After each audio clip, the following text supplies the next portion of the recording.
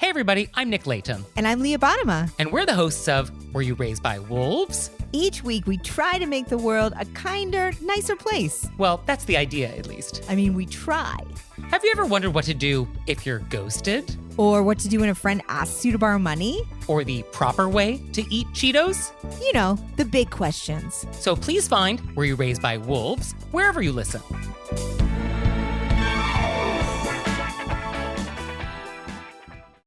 You're listening to Heritage Radio Network. HRN is food radio supported by you. Learn more at heritageradionetwork.org. This episode is brought to you by the second annual Catskill Cuisine Festival. Visit catskill-cuisine.com to learn more and buy tickets.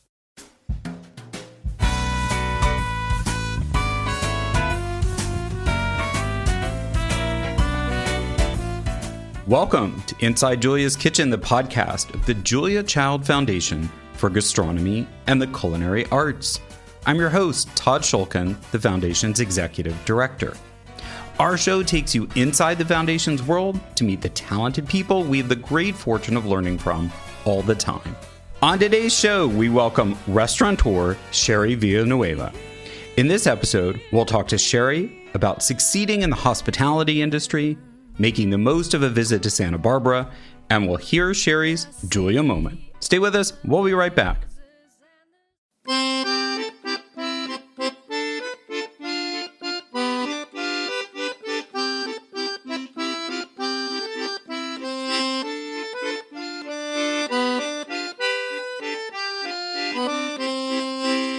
As always, we launch the conversation with an inspiration from Julia. Today, we're putting Julia's love of Santa Barbara in the spotlight. Santa Barbara was a special place for Julia from her childhood to her last days. Now, to set the scene, it's called the American Riviera for a reason. Green mountains drop straight down into a sun-dappled blue sea. The similarity with the south of France is striking. It's also a region with strong links among its terrain, climate, and food and wine, and surely a connection Julia appreciated from her own time in Provence. Each May, we celebrate this combination of beauty and bounty with the Taste of Santa Barbara, a week-long series of culinary events showcasing the best of Santa Barbara's hospitality industry. Our guiding ethos is to offer exactly the kind of activities Julia most appreciated in Santa Barbara's local food and wine scene. A pillar of Santa Barbara's hospitality community and a longtime supporter of the Santa Barbara culinary experience, which hosts the Taste of Santa Barbara, is local restaurateur Sherry Villanueva. We've worked with Sherry since she became the very first member of the Santa Barbara Culinary Experiences Advisory Committee. Sherry is the founder and managing partner of Acme Hospitality, a Santa Barbara-based restaurant and hotel operator.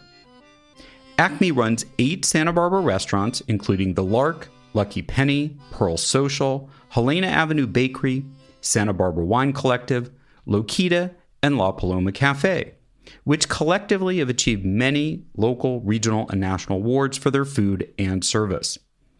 The Lark is widely credited with helping revitalize Santa Barbara's arts and entertainment district, lovingly called the Funk Zone, so named for its location in a once predominantly industrial area. More recently, Sherry and her business partners launched Acme Lodging, now comprising 3 historic boutique hotels in California Gold Rush Country and Palm Springs. Before founding Acme, Sherry spent 25 years in marketing, notably as a partner and co-founder of Twist Worldwide, a trend research agency under exclusive contract with Target Corporation. Sherry joins us today to share her secrets to success in hospitality and her appreciation for all that Santa Barbara has to offer. Welcome to the podcast, Sherry. Thank you for having me. I'm happy to be here. We're delighted you could join us today. So I wanted to start with, because I know you have kind of an interesting story because you've not been a restaurateur your whole life and you had a whole other career. So what on earth motivated you to try one of the hardest businesses that there is? I think it was a lot of passion, a lot of dream, and maybe a little naivete. But, I've always had just a deep, deep love of community, building community and connecting people together. And I've always felt that food is one of the sort of grand connectors between people. The life and the experience and the love that gets shared around the table for me has always been really at the heart of how I raised my family and how I like to live in the world. And I had an opportunity that came through a business associate that needed a restaurant in the middle of a industrial warehouse that was part of a revitalization project in the neighborhood called the Funk Zone. And it was one of those opportunities that presents itself in life where you feel like all your stars have aligned, like all the roads that you've taken in your previous experiences have somehow led you to this space. And that's really what it was for me. This was an opportunity that was given to me by a local real estate developer. And he was looking for a restaurateur, of which I was not, as you mentioned. And so I helped him. He asked me to help him find one, to start vetting various, potential restaurateurs, different concepts. I had been working with him for about a year on a programming plan for a number of properties that he owned and was in the process of redeveloping. And at the center of all of it, I kept telling him, you need a restaurant, because restaurants are very unique in the way that they can shift an entire neighborhood. Much different than a retail store or, any kind of services business. Restaurants are all about community. And he was really trying to take a neighborhood that had been largely forgotten and shift it. And so that kind of neighborhood shift can only come when you have sort of buy-in and participation from a wider community of people coming together to kind of make this thing happen. And so I kept telling him, here's what your restaurant should look like. Here's what it should be about. It should be about connecting and community and sharing and bringing people together around a table. And it had nothing to do with the food. It had nothing to do with the design. It was really more to do with the ethos of what that restaurant needed to represent to be this sort of heartbeat of this new neighborhood. And so after months of this and talking to various restaurateurs who showed interest in the project, which was difficult because at the time the neighborhood was so dilapidated that most of the people coming forward couldn't really see a vision beyond the dilapidation. They could only see sort of creating something that was not elevated in the way that we wanted to elevate. We really wanted to bring a highly elevated experience on service, on food, on wine. And it was a tough vision when you're looking at a blown out warehouse in the middle of a neighborhood with broken down cars and buildings falling apart and, not much going on. But we saw it. We definitely saw the vision and we were pushing hard towards it. So there was an opportunity where he looked at me and he said, look, you see this vision. You wrote a plan, because I had developed a whole kind of lookbook around what this restaurant should look like and feel like and act like. And he said, why don't you do it? And I'll be your partner. And it was one of those defining moments of life where I was like, always wanted to open a restaurant. I wonder how hard it is.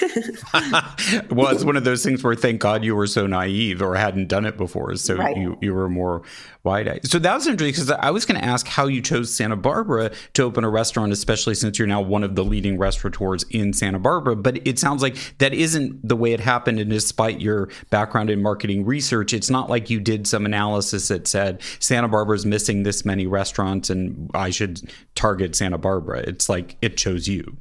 Well, and I've been a long-term resident of Santa Barbara. I raised my children here. I've been here for more than 25 years. And I had spent a large portion of that traveling when I worked for Target doing international trend research. And, that really kind of came to an end in 2009 when the economy took a big dip. And I started looking around at home and feeling like, I still to this day, 25 years later, feel incredibly blessed to have landed my life in this place of Santa Barbara. it's just so, it's so spectacular. And every single day it doesn't cease to amaze you. And so I started looking around at home and thought, what can I do here in my local community that could really, I was ready to be an entrepreneur. I had been working for, a big company for a long time and in a very entrepreneurial way, but I was really ready to kind of do something on my own. I had that itch. And I wasn't sure exactly what that was going to look like. And I had kind of explored a few different projects when I then stumbled into a meeting with Brian Kelly, who's a real estate developer who I mentioned earlier, who had owned property in the Funk Zone. So I think, Santa Barbara chose me a long, long time ago. And, it was a time in my life where my youngest child was 1 week away from going off to college. And so it was a moment in my life where I had a window. I thought, wow, I have a wide open landscape in front of me, lots of exciting, experiences behind me that I feel, have really sort of helped me with the skills that I needed to take on such an ambitious project. And so the timing was right. The opportunity was right. It was scary. But, there's a moment where you just decide, I'm going to take a leap. And, that moment was for me when I decided to open the Lark restaurant. Well, I want to fast forward really far ahead in time, because what I think is really interesting is, I mentioned at the opening how the Lark has been very successful, and it's been successful because of its uniqueness and its unique location, but done to, as you talk about, to a very high standard, which has then elevated that whole area to kind of participate in and meet the moment. And I think you also hit the timing. For those who don't know, I mean, it's sort of like a mini Brooklyn. It's not exactly, but it's the idea of like these industrial parts of Brooklyn that people might know that are now super trendy and full of interesting shops and restaurants. So it would be to Santa Barbara the equivalent of the rougher parts of Brooklyn. But I wanted to know, given that you now have 8 restaurants and 3 hotels, and which is a huge amount to manage and do well. And the feedback on all of your places is always they're so highly regarded and coveted and appreciated. Do you have have you developed a secret sauce, or what is it that you have been able to figure out and achieve that makes Acme so successful? I think it's twofold. One is we take each business very, very separate. We feel that the specifics around the brand experience of that particular restaurant are really important. So we don't duplicate anything. Everything we start from scratch, and we really start it from an idea of what we think the neighborhood is looking for. What is the local community, the local market? What's missing, and how can we fill that need? I think my background in marketing has really driven a lot of that, in that it's not that, I have a love for Spanish food, therefore I'm going to open a Spanish restaurant, although I do love Spanish food. But it was, we have an opportunity to take over a Spanish style building on State Street, which is the most iconic street in Santa Barbara, which is a city that's deeply passionate about its Spanish heritage, and from culture and music and art and architecture, passionate about Spanish culture and cuisine. And yet there was no sort of authentically Spanish restaurant in all of Santa Barbara. And so you look at the local market and the local community and what we're offering both to the people who live here and the people who visit here, and you say, wow, here's a need, I'm going to fill it. And so then you dig deep into what does it mean to have an authentic Spanish experience. And it's very, very special. It's very different. Look, they're talking about Loquita. It's very, very different than the Lark. And the Lark was, again, sort of rooted in this idea of community and communal dining and sharing and, really building this sort of locals go-to place that was all about the connection of people with each other. And so each one has and they're across the street from each other. They're, 100 yards from each other. And they're filling very different needs in the same neighborhood, because that's what that neighborhood was looking for. And so I think we take each and every one as its own experience and try to make sure that it's original and authentic and unique in everything that it's offering. We could probably be more financially successful if we repeated things and, wine lists or, various menu items or dishware or whatever. And we just never do that because we feel that every single touch point in each of the restaurants is an expression of the personality of what that restaurant is about. And we want it to be completely and totally separate from what the others are. So it takes extra work. And like I said, it's probably not the most financially efficient approach, but for us, it's really at the heart of what we do. We just feel like they each need to be special. And as a result, what will happen is someone will come and visit Santa Barbara and they'll go to one restaurant on Friday night, they'll go to a different one on Saturday night, and they'll go to the third one on Sunday morning, and they'll not even realize that they're all connected. And they have really discovered a neighborhood. They've discovered unique experiences done by unique and talented people, all within, one experience of being in Santa Barbara. So I think that's been a really important part of our success. And then I would say the second, just absolute critical thing is our people. We just have an extraordinary team, and we have, really special culture that ties all those people together. And we work very, very hard to find the absolute best people we can. And we work, very hard to give them the tools they need to do their jobs. And as a result, and we also, culture is something that doesn't just happen. It happens with a lot of investment of time and energy and resource. And we spend a lot of time, energy, and resource on it. And we really focus our entire cultural experience around our core values and what those core values mean to all of us. And I think by, constantly keeping everyone on the same mission has helped us to create an environment that's a fun place to work, and it's a respectful place to work. And we feel that, when our team is happy and working at their best, then that translates over to a guest experience that they can deliver to our guests. I was going to ask you, because we know each other already, for full disclosure, and I know from working together, particularly in the Santa Barbara culinary experience and surviving the pandemic in both professional and personal ways, that was an extremely challenging period for any restaurateur, especially one with as many venues, and you were expanding into the hotel business right at that period of time. But what I wanted to hear from you is now hopefully feeling like you're coming out the other side of that really difficult time. Are there things that you have learned or adapted to or trying anew that you really feel like are a silver lining? Like, well, we changed our business to accommodate the pandemic, but you know what? We think we're going to keep doing it this way because there's some benefit. And maybe that has to do with culture, and maybe it has to do with operations. I'm just curious. Or if you feel like, thank God that's all behind us and we can go back to how we ran the business before. That's a multi-layered question. I don't know that any of us will ever go back to, exactly the way we were before, and kind of taking with us the lessons learned from the pandemic. It was a very traumatic, very difficult time for many, many people, and particularly those of us in the hospitality industry.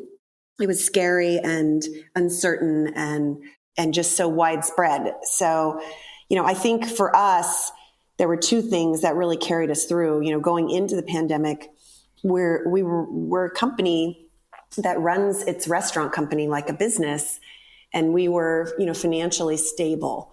And I think that was really important because it allowed us to withstand some very difficult financial blows and navigate through these crazy waters of what came after.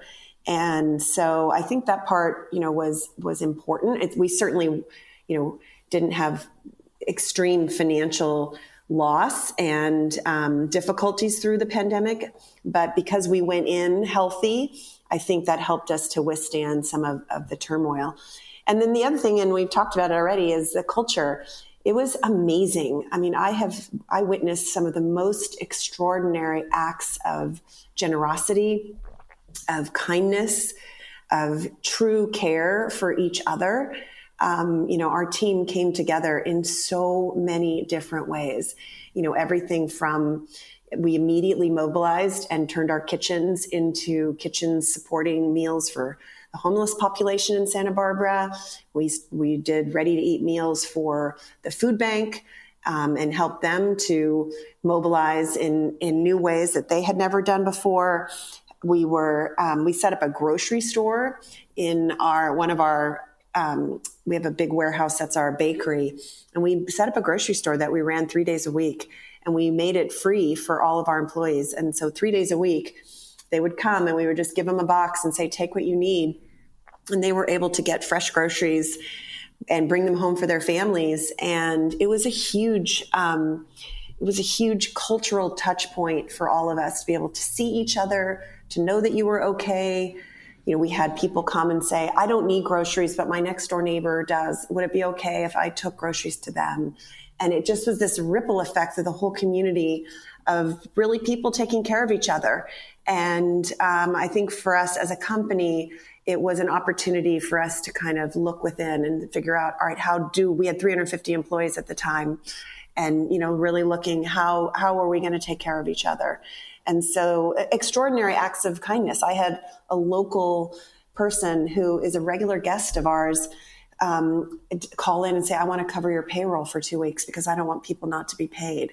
I mean, extraordinary acts of generosity that still today, usually bring up teary eyes because I just can't even believe it, that our community would rise to such an occasion for a restaurant company, and again, like, what do restaurants mean to communities and what do they mean to locals who are there to support them? So I think it was definitely many, many, many silver linings, many hard days and nights. But I feel super grateful, to have had the team to navigate through it together. Well, I think you just described how the original values and ethos that you and your partners had developed came into play, that the pillars of what your business is about community and human interaction in the best possible ways at the most basic level, which is food and sustenance. And then those values carried you through the pandemic. So I'm kind of concluding that it just shored up that the values you had were the ones that helped you survive and should be the ones that you continue to build on. It's absolutely 100% correct. I mean, our number one core value that we talk about is community. And so much of what we do in the restaurant business is about serving our local community and the community of people who come. But, during the pandemic, it was, all right, now where do we look inward at our internal community and really kind of support each other in that and making those connections? I mean, there just were so many interesting stories. We had all of our employees volunteering, day and night, cleaning and packing and, schlepping. And it was amazing. And most of them coming in very quietly, not looking for recognition, not looking for anything except for, I have, some time and I want to just, I want to help. I want to be a part of this effort to take care of each other. And that's exactly right. I think when I wrote a business plan, when I first decided to start the restaurant, first thing I did was write a business plan. And the first thing I wrote in my business plan were our core values. And they're really core values that can be applied to any business. But if you start there and you say, these are non-negotiables, this is what we stand for, and this is what this is the songbook we're all going to sing from, then the rest is easy because you are very, very clear in what matters. And you're very clear on, kind of the path that you're all headed towards. Yeah, no. And then that ethos seeps all the way through to that customer experience and in all of your different venues. Exactly. All right, we're going to take a break and we'll be back with more from Acme Hospitality's Sherry Villanueva. Stay with us.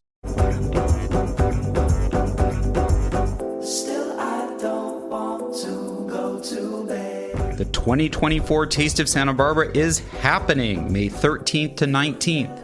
This year, our first signature event is the new Friday night soiree in Casa de la Guerra's picturesque courtyard. It features dishes from leading local chefs with wines provided by the Santa Barbara Vintners Association. The ever-popular Taste of Santa Barbara wines, held at the historic El Presidio, moves to Saturday afternoon, and it features pours and talks with winemakers from across Santa Barbara County, as well as food from local makers. The Lights, Camera, Julia screening event moves to Saturday evening and features a behind-the-scenes conversation with the creators of Max's scripted series Julia, alongside inspiration from the series that made Julia a star, WGBH's The French Chef.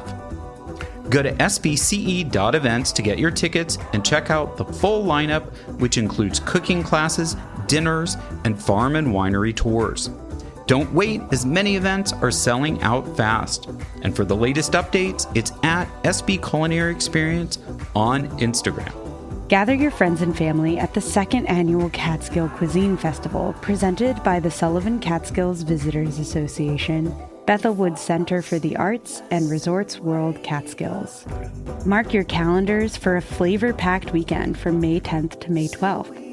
Experience the fusion of phenomenal food and electrifying entertainment. Rub shoulders with your favorite Food Network personalities, including Andrew Zimmern, Michael Simon, Scott Conant, Marcus Samuelson, Jeffrey Zakarian, Anne Burrell, Melba Wilson, and distinguished international chefs by LaBelle Farms. Kick off the festivities with Friday's star-studded golf tournament and evening reception. Saturday heats up with free tastings, thrilling live demos, music, and family activities, culminating with a gourmet dinner hosted by celebrity chefs. And on Sunday, celebrate Mother's Day with a special celebrity-curated brunch. Tickets for this celebration are selling like hotcakes. Visit catskill-cuisine.com to grab your pass for this unforgettable weekend in the picturesque Catskills. See you there. Welcome back. We're talking to restaurateur Sherry Villanueva about how she's built Acme Hospitality into one of Santa Barbara's leading restaurant groups. So, Sherry, I wanted to sort of switch the focus a little away from the specifics about Acme, but to the wonders and wonderful things about Santa Barbara, which you sort of alluded to, in as most Santa Barbaraans feel like they're very gifted to get to live there. But for you, and especially in developing restaurants that have multiple different concepts, what do you think is the distinguishing factors or special sauce that is Santa Barbara Food and Wine that makes it so unique and both special and celebrated? You know, I think the what makes it most special, there are twofold. It's the quality of ingredients that we have within an arm's length. It's incredible. From farms to fishermen to ranchers, winemakers, distillers. I mean, you name it. The quality of our ingredients and our growing seasons are also very, very long. It's just extraordinary. And so when you have that kind of bounty surrounding you, where you can actually work directly with the people who are producing those products, it's amazing. And it's very easy to sort of fall in love with these, not only the products, but the people behind them, because of the passion and the intensity at which they dive into them.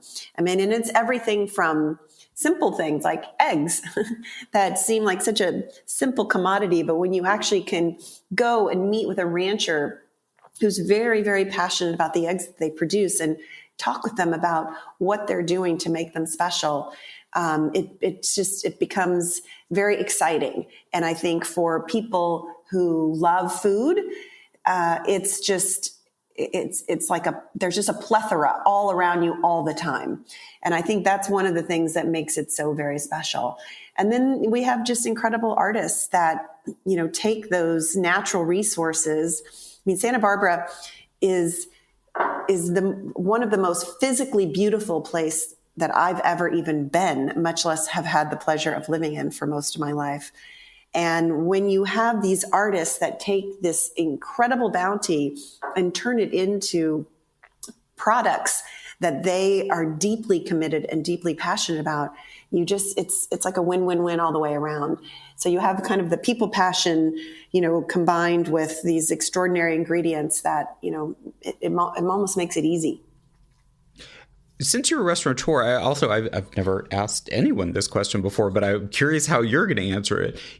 I'm kind of thinking about, I feel like LA and San Francisco both have a national, if not international, reputation for like what the dining experience is, or what are the top restaurants, and what you're going to, if you're making it a destination for dining out, what those are like. How do you sort of characterize the Santa Barbara experience? Is it similar, or do you think it's differentiated, or how would you categorize it? I think it's differentiated in that it's a much less urban experience. Santa Barbara is a small town. It's sort of a country town almost, in the size of it and in the direct connection that we in the industry have to the people and products that are surrounding us. And San Francisco and Los Angeles are just extraordinary and incredible talent happening in both of those markets on the food, wine, spirits levels. But it's a more urban experience, and it's bigger, it's busier. I think it's higher profile that you get in those big cities. And Santa Barbara, to me, just feels much homier. It's more regionally focused.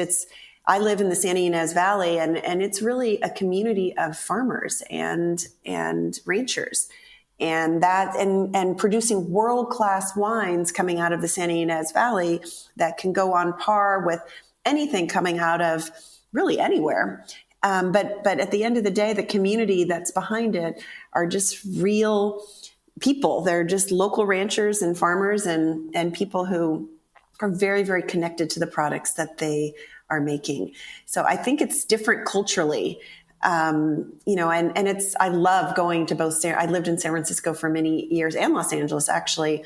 And it's always so fun. I like to take my team on research trips, and we often go to particularly LA because it's so close to us, when we're looking for creative ideas and what chefs are doing to sort of take culinary techniques to the next level. Actually, we just got back from a trip about a week ago. And so it's so fun because the talent that's available in those markets is incredible. But, they're I think, a little more sophisticated urban markets than what we have in Santa Barbara, which tends to be just a little more small town. I was curious what your staff thought, because I always chuckle when very often, though, you go into a restaurant in LA and they have local seafood or local this, but it actually comes from Santa Barbara or close to Santa Barbara. Were you guys noticing that too? Always. So it's not a bad thing. It's just kind of a funny thing because it feels like it should be. It's not like LA doesn't have coasts and ports, but I think, to me, I always think, well, that's just a testament to how good the stuff from Santa Barbara is. Absolutely. You go and you see a restaurant, it's like, oh, a Santa Barbara spot prawn. And then, you just go, you kind of chuckle. And I think that is the difference, is that we actually spend time talking to the fishermen and having a relationship with them and knowing kind of what they're up to, and on every level, on every category of food, really. And it's just, I feel so lucky that we have those relationships. And again, that's this idea of community, right? These are people within our community of suppliers that we're very, very closely connected with. And I think that's one of the main benefits that Santa Barbara has, is this sort of world-class products, but this local small town connection between the people who are making them. Well, that is the perfect segue to talk about the taste of Santa Barbara. So I'm delighted to have this conversation with you, because you've been a longtime supporter, as I talked about at the top of the show, and we're very lucky that Acme is well represented in the lineup. We've got your chef from Lokita, Sergei Simonov, cooking at Friday night's new soiree, which that menu looks fantastic. Across the different chefs representing all different elements of this community that you've been talking about. And you very eagerly volunteered the Lark to host a Julia-inspired Sunday brunch, which that menu looks pretty fantastic too. So I wanted to ask you, and for those who want the details, you go to sbc.events and look at the lineup. But I wanted to ask you, Sherry, about your participation in serving, because you've devoted a lot of time and energy to helping and supporting us on the advisory committee. So what does it mean to you to participate and to have ACME participate in the Taste of Santa Barbara? We're just honored to be here, and I'm honored to be able to, offer time and volunteer efforts. It's just, I feel like our story, and it's a story that Julia understood very, very well, this is an incredibly special place.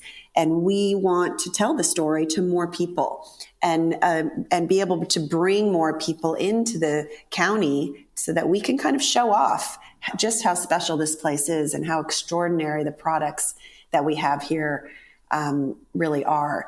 And so when I was approached, I don't even remember how many years ago now, by Eric, it was a no-brainer. I was like, absolutely, I'm in. Because I just think it's so exciting to be able to, again, take that story that Julia, she knew a long time ago how extraordinary Santa Barbara County is.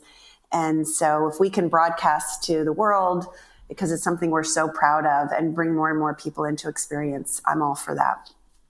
Well, I'm struck by something that I didn't realize before when Eric Spivey, the chairman of the foundation, asked you, and is also a Santa Barbara local, is it dovetails so nicely with your values, because I was trying to think, like, why is our event different than the hundreds of food and wine events always going on in Santa Barbara and that ACME even puts on? And I think it is that community thing. It's not one venue, one place, or one business doing an event. It's this broad organization of the entire town and bringing those elements to represent the community, and particularly the hospitality community. Is that what would you agree? Is that what makes it kind of differentiated from all the other exciting things you could do in Santa Barbara? I absolutely could not agree more. That's exactly what it is. And it's, small individual producers, the cottage bakers, all the way to, high-end 5-star luxury resorts and everybody in between. And that's really the fabric of our food and wine industry in Santa Barbara County. And it's that broad breadth that we've taken with the Taste of Santa Barbara that I think really represents who we are. Very, very, very elevated to very artisan, sort of bespoke, small-time producers. And it's so fun to be able to create a community like that. And we all know each other too, which is really fun. And, bringing everybody together to celebrate all that's special in Santa Barbara is just, it's the highlight of the year for me. And I can't wait for it to come later this month, because it's just, you are reminded at every turn, just the extraordinary talent in every corner of our community. And so, yeah, it's a very, very fun way to really feel it. You can feel it by meeting all the people behind it. So I cannot imagine that if you've been listening to you and I gush about Santa Barbara and its riches, that you are not motivated now to plan a visit, to come to the Taste of Santa Barbara. But, as you've been describing, you lived there even before you were in hospitality. I wondered if you had some, when you're in town and visiting either for the Taste of Santa Barbara or beyond, do you have some can't miss things, or what do you find yourself recommending to people when they say, hey, Sherry, what should I do in Santa Barbara? What must I do? It's the must-dos in Santa Barbara, for me, generally involve being outdoors. It's the most beautiful place everywhere you turn. And so there's so many opportunities to do things outdoors. It's really, when I interview people who are coming to work for a company from other places, I often ask them that, what do you like to do in your spare time? Because if they are lovers of the outdoors, lovers of sort of outdoor beauty, this is a no miss. So I would recommend, there's tons to do in the food arena. There's a taco tour, I think, is a must do in Santa Barbara. It's actually a local phenomenon. Everybody has their favorite taqueria, and there's lots of arguments and debates over which taqueria is the best. And there are many, many, many, many, many taquerias here in Santa Barbara. So taking a taco tour is a really fun way to spend an afternoon. Even Julia had her favorite taqueria. I know, and we're still trying to crack that code of how we can include it in the Taste of Santa Barbara. Milpas Street is one in Santa Barbara. Is there a part for Santa Ynez, or it's more diffused? It's not as concentrated in terms of where you go in the Santa Ynez Valley. Santa Ynez is, and again, I live in Los Olivos, and recently I was in Santa Barbara for about 25 years, and then about 2 years ago moved up to the Valley. And going to the Valley is a must do when you're visiting Santa Barbara County as well. And I like to ride e-bikes, and you can hit, 50 wineries within an e-bike ride, and bring a picnic. Many of them have food there on the winery site. And it's a really extraordinary way to spend the day. It's absolutely spectacularly beautiful.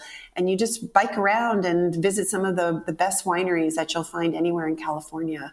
And so a visit to Santa Ynez and kind of wandering through some of the cute towns, it's really divided up into small little communities. And depending on what you're looking for, you can, walk around Santa Ynez, Los Olivos, Solvang, or even up to Los Alamos, and really get a broad breadth of fun experiences, from antique shopping to wine tasting to, even going over to the Maverick, which is our cowboy saloon, and, grabbing a burger. And it's just a fun way to spend a day up in sort of, ranch country. Maddie's Tavern was recently renovated, and it's absolutely spectacular, and if you want to spend the night, a great place to sort of stay over in the Valley as well. And, there's hiking, there's going to the beach. Again, so many outdoor activities. A visit to the Channel Islands is an extraordinary thing. And then bopping around the community. I mean, the Funk Zone has become one of the most popular neighborhoods to explore in Santa Barbara. We're very proud to be such a large presence in that neighborhood. And it's filled with art galleries and antique stores and tasting rooms and, restaurants and all kinds of fun places to explore. So, that's another fun way to spend the day. Well, and for folks who don't know, I like showing off to all those who think we're so car dependent in California. You can take the train from LA, or in theory, San Francisco, and the train station is basically in the Funk Zone. So you could take the train, walk around, have a great time. The Funk Zone's on the water, and never need a car. Exactly. The train station's literally across the street from Loquita, and the Loquita is right on the corner of Yananali and State Street, which is really the gateway into the Funk Zone. So you can head up State Street as well and get to the downtown area, all walking, all very, very easily accessible from the train station. So that's a great way to experience downtown Santa Barbara. Well, I feel like the other change that's happened that's kind of a neat one is as great, and I would fully endorse your recommendation of going into the Santa Ynez Valley and going to Santa Ynez and Los Olivos and going around the tasting rooms, because it's a really unique experience. And it has both this like very country western town experience with world-class wineries, but then a lot of the wineries, not a lot, but several, have open tasting rooms in the Funk Zone. So if you only want to come up for the day and don't have that much time and don't have a car, you can experience some of those right in the Funk Zone. Exactly. And that's really how the Urban Wine Trail was founded, was let's create a downtown tasting experience that makes it very, very accessible for people who want to experience some of the world-class Santa Barbara County wines, but don't have the time, like you said, to make a trip all the way to the Valley. And it's been really fun. And there's a map. You can go tasting room to tasting room, both in the downtown Funk Zone area and also kind of up in the El Paseo neighborhood in downtown, where you can visit multiple tasting rooms. And it's just a great way to learn about the very special and unique attributes of Santa Barbara County wine, which is very different than other wine regions in California. All right, after the break, we're going to hear Sherry's Julia moment. Let us know what you think of today's show. Send us an email or voice memo to contact@juliachildfoundation.org. We'll be right back. When you flip anything, you just have to have the courage of your convictions, particularly if it's sort of a loose mass like this. Well, that didn't go very well. See, when I flipped it, I didn't have the courage to do it the way I should have. But you can always pick it up, and if you're alone in the kitchen, who is going to see? From Julia's immortal words, we move into our last segment, which we call the Julia Moment. Here's when we ask our guests to share their favorite Julia memory, moment, or how she's inspired them in their career. Sherry, what's your Julia moment? It's funny, I was thinking about this, and I feel like throughout my life I've had a number of Julia moments. But the one that I recall the most was I was married in the early 1980s, and I can remember as a brand new wife thinking to myself, wow, like now I suddenly have to make dinner for two people, which is something I had never really done before as a young working professional. And the very first cookbook I ever bought was Mastering the Art of French Cooking. And it just seemed like the go-to, like that's what I should know how to do. And I remember the first recipe I made was coq au vin, and it was hilarious. I must have had 30 pots in my kitchen going, and a huge mess. But I was very proud of my outcome. And I can just remember Julia being, as the sort of role model. If I could do that, then I'm going to be okay. And so I still have that very same book that I refer to on a regular basis. It's one of my favorites.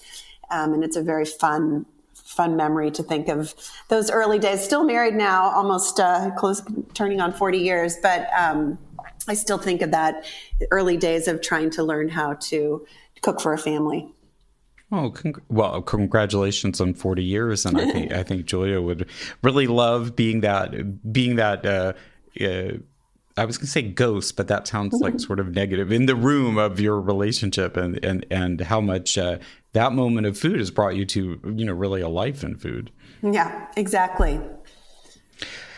Well, thank you for joining us today to talk about Santa Barbara. Always such a fun subject. We really appreciate it.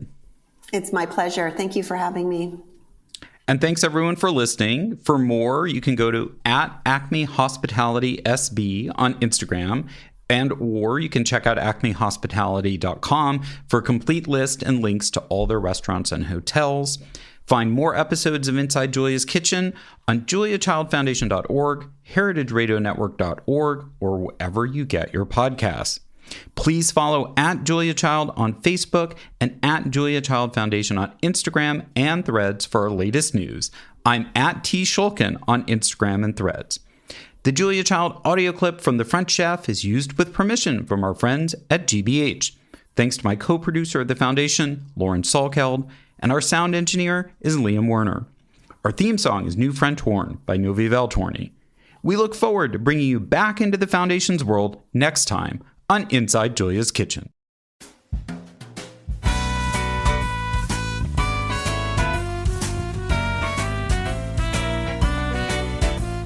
Inside Julia's Kitchen is powered by Simplecast. Thanks for listening to Heritage Radio Network, food radio supported by you. Keep in touch at heritageradionetwork.org/subscribe. Hey, it's Francis Lamb, host of The Splendid Table. Every week on our show, we talk about food and cooking and the meanings of food and cooking. We talk with the most interesting people in food about their techniques, their culture, and everything in between. Whether it's about how fried chicken took over the world or how Instagram changes the way people are actually eating. It's a food show where everyone is welcome. Come join us. You can listen to The Splendid Table wherever you get your podcasts.